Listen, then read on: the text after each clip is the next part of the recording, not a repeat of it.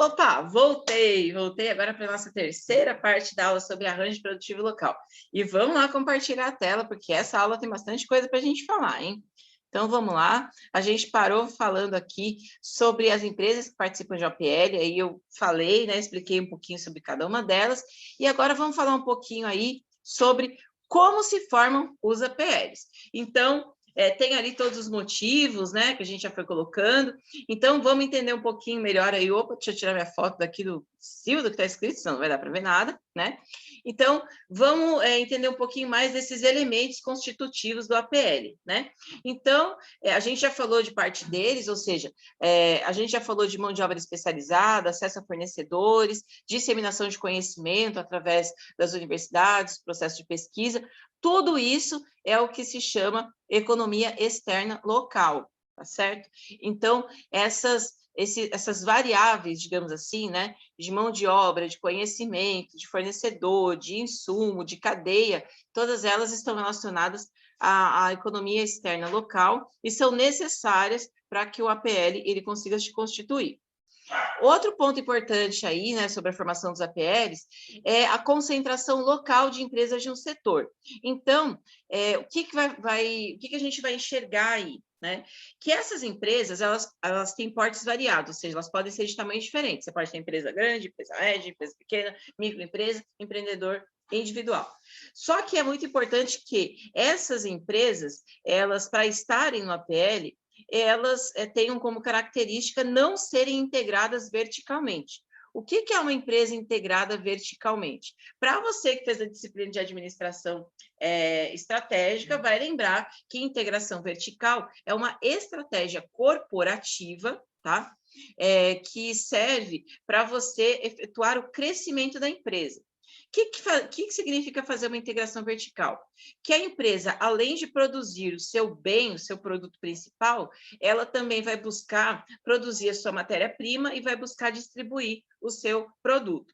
Então, vamos dizer assim, se eu tenho uma fábrica de suco de laranja, tá? Nossa, quem me dera se eu tivesse uma fábrica de suco de laranja, né? Mas se eu tivesse uma fábrica de suco de laranja, o produto é o suco de laranja. Eu seria integrado verticalmente se, além da fábrica de suco de laranja, eu tivesse uma fazenda que produzisse as minhas laranjas e eu tivesse ainda, digamos assim, uma frota de caminhões e uma rede, digamos assim, de supermercados na qual eu pudesse transportar e vender o meu suco de laranja, entendeu? Isso aí é integração vertical. Então, só pela descrição, já deu para você entender que integração vertical é quando é uma empresa muito grande, que faz todas as suas atividades, tá certo? Então, dentro de um APL, as empresas que têm essa característica não conseguem, não é que não conseguem, né? Mas a existência de uma empresa com integração vertical praticamente quebra as outras empresas do APL. Então, não é esse, digamos assim, o objetivo da existência ali do arranjo. E outra coisa muito importante, a constituição do APL vai, além de tudo isso, né, além da gente falar de questões da economia externa, de falar da questão de negócio mesmo, né, de competitividade, é muito importante entender que o APL ele vai se constituir a partir de elementos históricos, institucionais, sociais e culturais. O que significa isso? Não adianta a gente ficar forçando a barra em uma determinada região para você abrir um APL de alguma atividade que não tem nada a ver com aquela região. É como se eu estivesse pegando, por exemplo, aqui em Aquidauana, que tem toda uma característica voltada aí para a questão ambiental, né? Que tem a ver com ecoturismo, que tem fortes raízes históricas e culturais, e quisesse colocar aqui, de repente, uma APL de produção de componentes para computador, né? Então, por quê? Porque não tem nada a ver com aquilo que é característico da região. Então, o APL, o Arranjo Produtivo Local, ele respeita a toda a regionalidade, respeita todas as condições que existem ali naquele local. É muito importante lembrar disso, tá? Para a gente entender também, até com os exemplos que vão ser mostrados ali daqui a pouco, tá bom? E aí, o que a gente precisa pensar? Que, apesar de terem várias empresas e várias outras organizações presentes no APL, é muito importante a gente ter uma gestão do APL, ou seja, é muito importante a gente ter ali uma organização que consiga confluir, ou seja, atrair, juntar representantes de todo mundo que está ali naquele arranjo. Representantes das empresas, do governo, representantes da comunidade.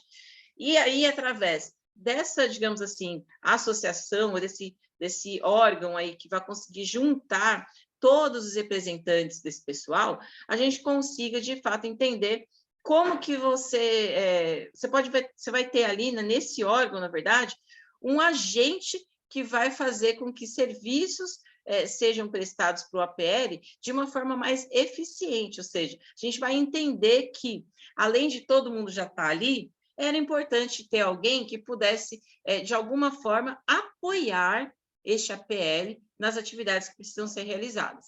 Então, a composição, digamos assim, deste gestor do APL, que pode ser uma associação, que pode ser enfim, uma cooperativa, da forma que se achar, digamos assim, um conselho, da forma que se achar melhor, quais são os serviços que, de repente, esse conjunto aí de representantes vai conseguir prestar. Então, vai desde serviços administrativos, né, para o APL, que envolvem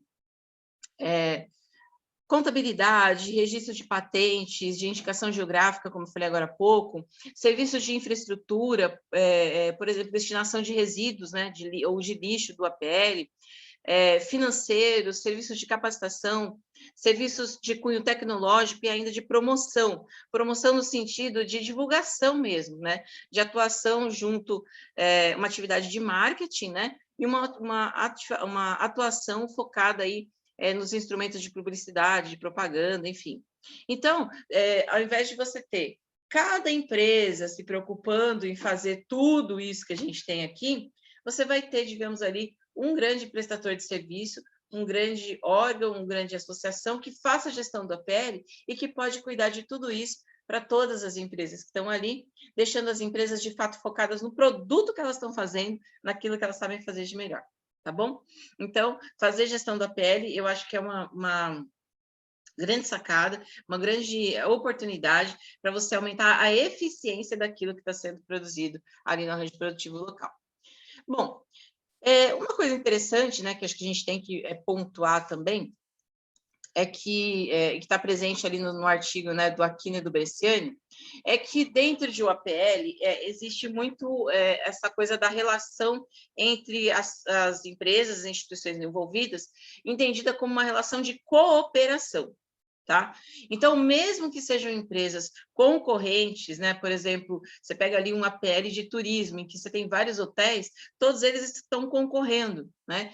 Direta ou indiretamente. Mas, mesmo assim, eles não deixam de cooperar entre si, porque eles entendem que, juntos, eles conseguem fazer mais e melhor do que se forem fazer separados. Então, quando a gente fala de APL, eu acho que trazer essa ideia de cooperação é muito interessante. Por quê? Porque aí você está falando de instituições e organizações que unem forças para conseguirem alcançar um objetivo comum. Seja esse objetivo obter... Desculpa, deu uma engasgada aqui. Obter uma economia de escala, ou seja, você conseguir produzir mais e reduzir o custo de produção. Seja uma economia de escopo, para você aproveitar melhor uma determinada estrutura para produzir outros bens, outros produtos, outros serviços, tá?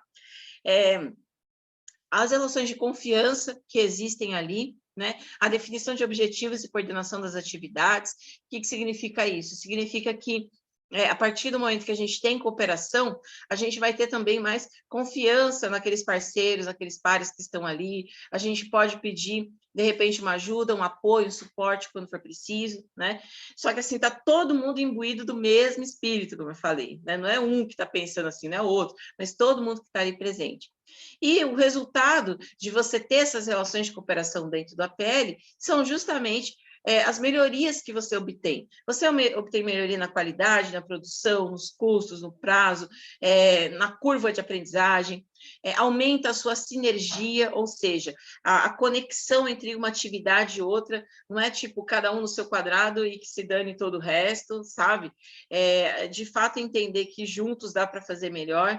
E também você pensar que todo mundo ali junto, desenvolvendo, todo mundo se desenvolvendo, todo mundo indo bem performando bem, você aumenta a competitividade da região, inclusive internacional. Ou seja, aquele APL que inicialmente surgiu para atender uma demanda local, pode até começar a vender para o exterior, de acordo com a qualidade, digamos assim, da relação de cooperação que existe entre as organizações que estão lá.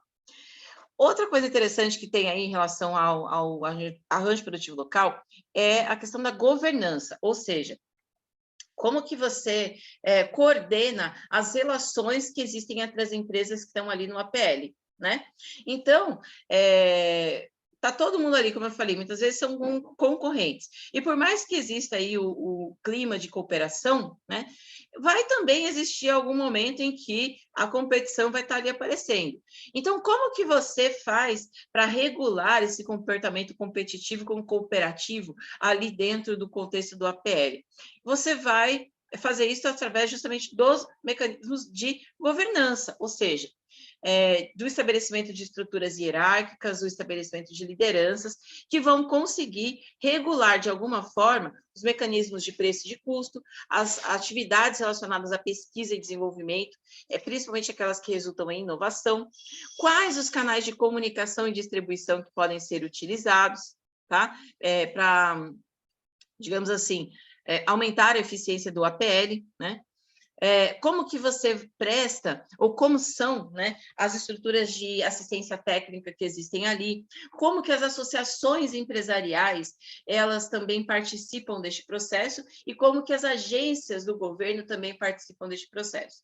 Então, quando você fala de governança no APL, é justamente tentar organizar todas essas relações que estão presentes lá, para que essas relações elas adquiram um caráter de ganha-ganha, ou seja, de todo mundo estar ali sendo beneficiado com todas essas atividades que estão ali presentes. Só que não é tão fácil assim, né? Digamos, lembrando, apesar da gente ter um ambiente cooperativo, né? Também são empresas que estão ali competindo, estão ali querendo ver retorno dos seus investimentos, né?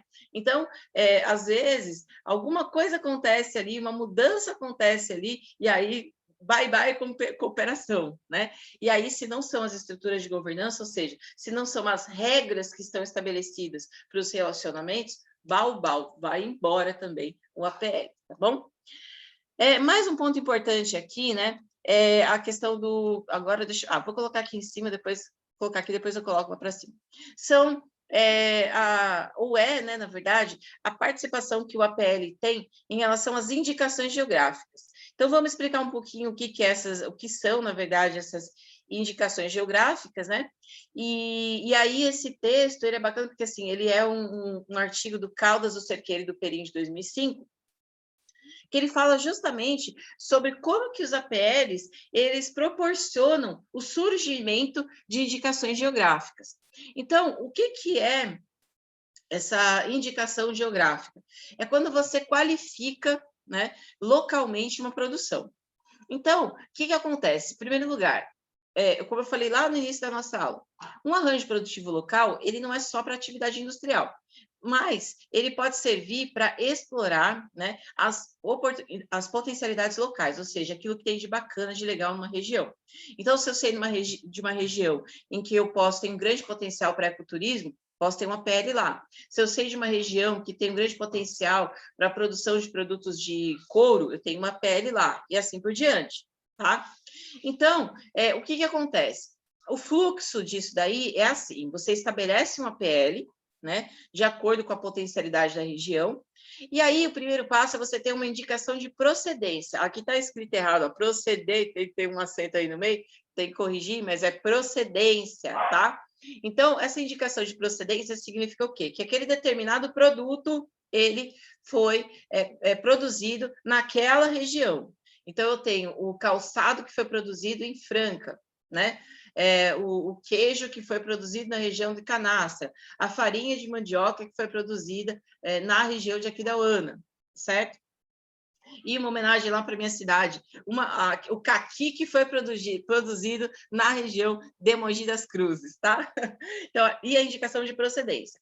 Mas, na medida em que aquela região ela vai tendo características muito distintas, aí eu vou tendo a possibilidade de conseguir uma denominação de origem, ou seja, uma indicação geográfica. Então, uma coisa é você dizer assim, o caqui que foi produzido em Mogi das Cruzes. Outra coisa é você dizer, que é indicação de procedência. Outra coisa é você dizer que aquele caqui que é produzido na região de Mogi das Cruzes, ele tem características distintas, específicas, especiais, que o tornam diferenciado em relação a qualquer outro caqui que é produzido no resto do mundo, tá? Eu estou exagerando assim, mas na verdade é isso mesmo. A indicação geográfica, ela vai dizer para a gente o seguinte, que aquela região, ela tem determinadas características que o produto que é originado de lá, ele só é daquele jeito porque ele é de lá. Não adianta você levar o mesmo método de produção, levar a semente, levar tudo para uma outra região, que ele não vai ficar igual. Então, é isso que é a denominação de origem ou ainda a indicação geográfica, tá? Então, quando você tem uma APL, você consegue chegar, digamos assim, né, na obtenção desse selo da indicação geográfica, que valoriza pra caramba os produtos que a gente tem, tá? E aí a gente vai dar alguns exemplos, né? Tem aqui embaixo, né? Por exemplo, os vinhos, né? Bebidas alcoólicas, né? Os vinhos, né? Esse aqui é um exemplo clássico, né? Do espumante que é produzido lá na França, na região de Champagne, é o único, só o espumante que é produzido naquela região é que pode ser chamado de champanhe. Fora daquela região, se for, pode produzir espumante aqui da Holanda, você não pode chamar de champanhe, tem que ser espumante, porque champanhe é o nome específico de lá, tá? Aí a gente tem também aqui no Brasil o Vale dos Vinhedos, ainda nessa linha aí de bebidas alcoólicas, né? Então, os vinhos produzidos no Vale dos Vinhedos. É só o vinho produzido naquelas cidades daquela região, né? Aí, a tequila, que é uma bebida alcoólica também de origem mexicana, leva esse nome, por quê? Porque é produzida numa região do México que tem esse nome, né? Então, não foi inventado, tequila não é um nome fantasioso, assim, não, é o nome de uma região do México. E, por exemplo, o outro exemplo que tem aqui, né, o café do Cerrado aqui no Brasil. Então, só leva o título Café do Cerrado os cafés que são produzidos naquela determinada região ali. Os outros não podem ser batizados, digamos assim, com esse nome. E o bacana de você ter, né, uma indicação geográfica é que, se você quer exportar o seu produto, né, você vai levar uma vantagem, né, na competitividade, porque existe aí uma caracterização daquele produto, por exemplo, a gente falou aqui de café do Cerrado no Brasil, mas a gente tem, por exemplo, café colombiano. Café colombiano é outra também, né? Famosa aí no mundo e tem uma condição competitiva muito diferenciada na exportação. E ele atua justamente como um condicionante aí do processo de comercialização, como uma barreira não tarifária. Né? Barreiras não tarifárias são aquelas barreiras que não são necessariamente impostos, tributos que você tem que pagar sobre o produto, mas que os países, né, do mundo vão colocando para autorizar, digamos assim, ou aceitar a exportação de um produto. Né? Então, quando você traz essa perspectiva dentro do arranjo produtivo local, você está falando aí de investimentos que são feitos ali na base produtiva, ou seja, as empresas que estão ali naquele APL, eles vão sempre procurar investir mais para poder serem mais conhecidas e para não perderem o status que elas vão conquistando, né? Os investimentos eles vão acontecer também na transferência de tecnologia, no incentivo à organização e capacitação dos produtores e também no desenvolvimento sustentável, principalmente quando a gente fala aí dos APLs focados na agropecuária, né? No desenvolvimento, nas potencialidades regionais focadas na agropecuária. Então, é muito legal a gente pensar nessa outra possibilidade, digamos assim, que os APLs têm, tá certo? Bom, vou dar uma paradinha agora, mas é a última, hein? Porque no próximo vídeo a gente já vai aí para a parte final dessa videoaula sobre arranjo produtivo local. Tá longa, mas vale a pena, tá bom? Então não desista. Até mais!